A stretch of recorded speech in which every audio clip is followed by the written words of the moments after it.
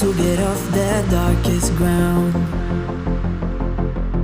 but gravity pulls you straight down.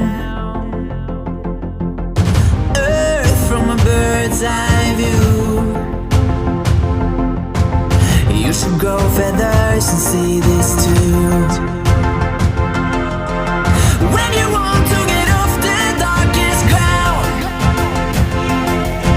but gravity pulls you straight down.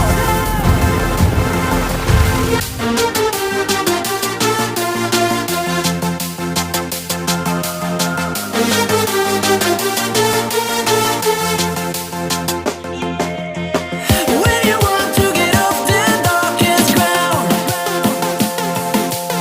but gravity pulls you straight down.